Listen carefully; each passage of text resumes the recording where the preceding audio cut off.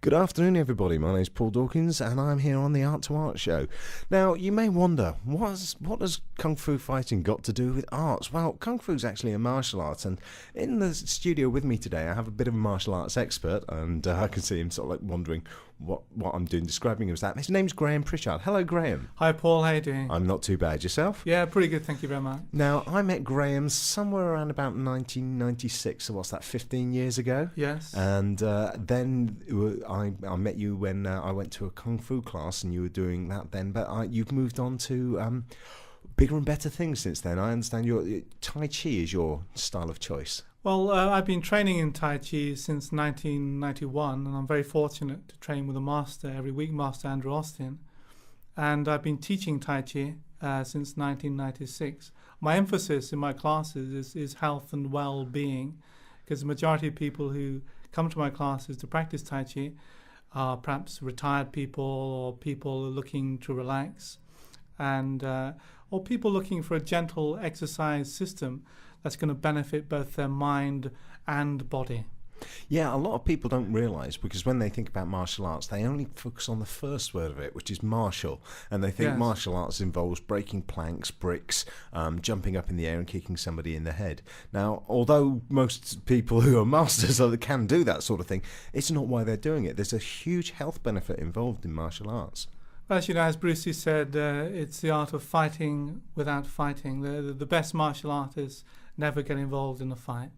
Yeah, and there are a lot of people who try and claim they're the best by getting into fights, but the ones who actually can beat them are the ones that never bother. They're the ones who stand at the back, aren't they? And just you get on with it, and then I'll just go and keep practicing what's going on. Now, there's a lot of people wonder about Tai Chi because they don't understand how it's a martial art because it's done slowly. Can you try and explain the actual, both the fighting, the physical side of it, and the mental side of Tai Chi to our listeners? Okay, well, Tai Chi is about learning to relax, and fundamentally, we human beings are not relaxed, and we oppose our experience, we fight our experience. So ultimately, Tai Chi isn't about fighting. Even if someone was involved in combat, from the master's point of view, he wouldn't be fighting. He would just be responding to what the opponent is giving him or her. So fundamentally, we're looking at relaxing. We hold on to tension in our bodies. We hold on to stress in our bodies. We hold on to illness. And what we're learning to do with Tai Chi is to let go of that holding on. But we're so conditioned to hold on. We're so conditioned to be tense. We're so conditioned to fight our experience. And what we're practicing in Tai Chi is the very opposite. We're practicing through breathing exercises, through gentle, slow movements. We're practicing reuniting with our experience, not fighting it, looking into it, accepting it, and practicing really a wonderful system of exercise. When I started teaching Tai Chi in 1996, people would ring me up and they would say, finally I've found a Tai Chi teacher. I've been looking for one everywhere. And we know these days Tai Chi is much more popular, much more accessible. What we're looking at is a health system which has martial art application. Most of my students, I've taught people in care homes. I've taught people with 6 months to live dying of cancer. I've taught blind people, deaf people, people who with disabilities or mental problems. I've taught a whole range of humanity over many years, and the majority of people who come because perhaps they're feeling stressed, or perhaps they're a little bit overweight, perhaps they're diabetic, and Tai Chi has been found useful for diabetes. It doesn't cure it, but can certainly aid diabetes. Tai Chi can also help with arthritic conditions. So a large range I've taught doctors, nurses, you name it. I've kind of taught them, really. Yeah, there's a lot of people think about Tai Chi as being some sort of moving meditation. That's one thing that I remember having spoken to Master Andrew. He said he heard that a lot. People say it's like moving meditation, and there's a lot more to it, because there is the physical side of things. There's the exercise she's doing, as you say, the breathing, but there's also the mental discipline that goes on in there, because there are some people who find they can't come to terms with Tai Chi because it's not active enough for them Yes. immediately. Yes. But there is a great amount of mental discipline that's involved, isn't there? Fundamentally, we tend to move very unconsciously. We're very unmindful. We're not mindful of our experience, of our movement. So fundamentally... What do you mean by mindful? Aware. We're not aware. We tend to react to experience.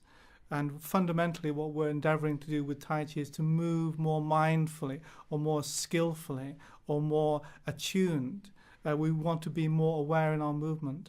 So it is done very slowly. The movements are done very slowly and thoughtfully. So therefore, it's looked on as a form of moving meditation. And by doing that, obviously by holding postures for a period of time, you get the strengthening of the muscles and you get the strengthening of the bones and the circulation improving just by actually going through things at a slower pace rather than the high impact. It's not necessarily... I was going to say it's not aerobic, but having done it once or twice, Yes. it does really work the heart and lungs as well without having the high impact of bouncing up and down on the floor like an aerobics class. Well, Tai Chi works everything. It works every muscle in your body, every sinew, every joint. And as you say, it's done very, very slowly. Whereas when people are going to gyms, and I'm not against people working in gyms at all, but because we move very swiftly, we're much more liable to injury. Whereas if you're moving thoughtfully, mindfully, then you can observe closely what you're up to. The exercises are more than what they appear to be. If you look at someone practicing Tai Chi, you have no idea of what the experience of actually doing Tai Chi is. It's a little bit like watching somebody swimming in a swimming pool. You have some idea what it's like, but unless you actually dive in and get wet and do the movements, you have no idea. And some of the postures we practice in Tai Chi are known as quiet standing postures, just standing quietly. And the quiet standing are perhaps some of the most powerful exercises. They've been well researched by scientists, very good for stimulating the immune system, very good for strengthening the legs primarily. And when you think the legs are like the roots of a tree, when the tree's roots become weakened, the whole tree will then collapse. And so they're very interested in having a strong roots, strong legs. So if your legs are strong, your back will become strong, your whole body will become strong just through correct alignment and strengthening the legs. Actually, that's a very good point you made there about the correct alignment, because with doing something mindfully like you would in Tai Chi, you tend to find that you have to follow the correct movement with the arm, the leg, whatever part of body you're working with. Whereas if you're doing, for example, something like aerobic speed, even some of the faster martial arts, a lot of people tend to compensate for an injury, use the wrong muscles, Yes. and make that injury remain because of the compensation, instead of doing it slowly without the damage, without the pressure that Tai Chi allows you to do. Yes. So there are a lot of people who've got injuries, and a lot of our listeners, if they had an injury, they'd find that they're able to do Tai Chi without it causing them pain that they would from and most other forms of exercise. I have people who've had quadruple heart bypasses, two of my students, and if you were to see them now, they look so incredibly healthy. And part of their daily discipline now is Tai Chi. Or I've taught people with all sorts of physical ailments. And I'm looking with some people at the moment who've got slipped discs. Some of my students have slipped discs. We're looking at working and restoring core stability.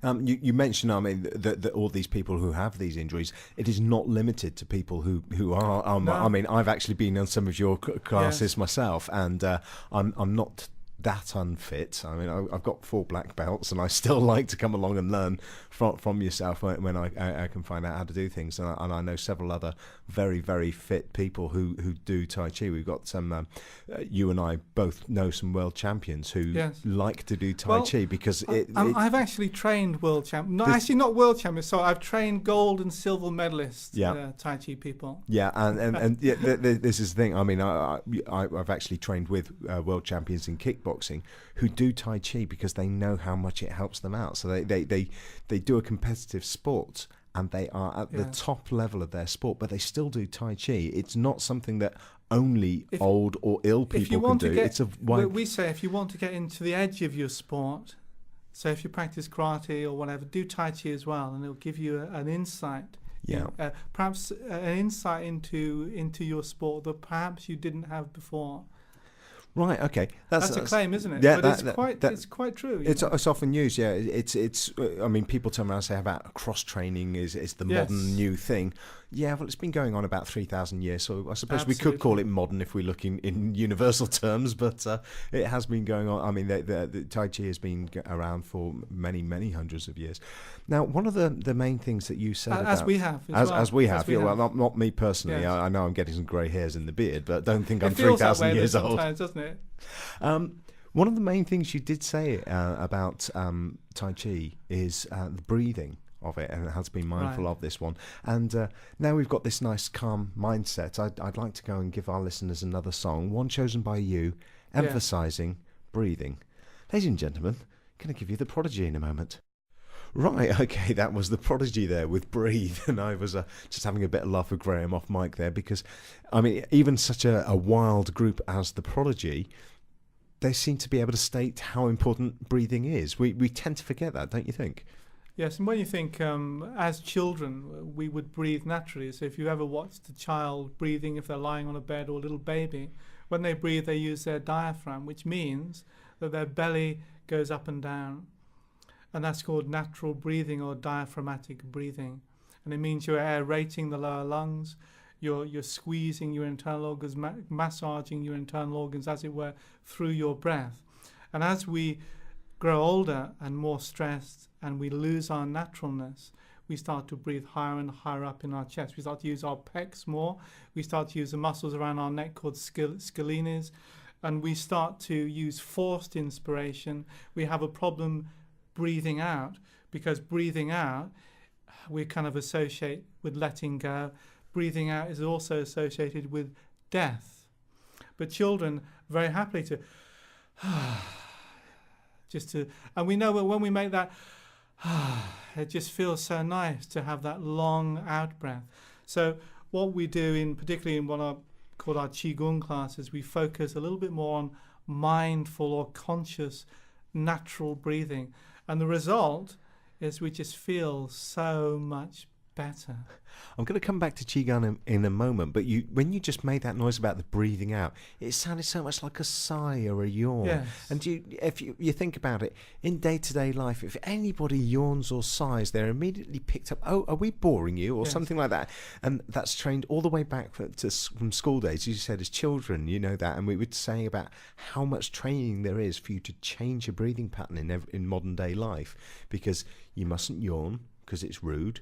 Sighing when somebody's doing something, that's rude. But in fact, it's just a case of getting your oxygen into your system. When your body has said, look, I've trusted you up until now, I need the oxygen, I'm taking over. I'm taking over, and your body kicks in, and it's not rudeness, and then you try and stifle it again because you feel like you've been rude. I mean, if you're being obvious and you sort of like say, yawn, I'm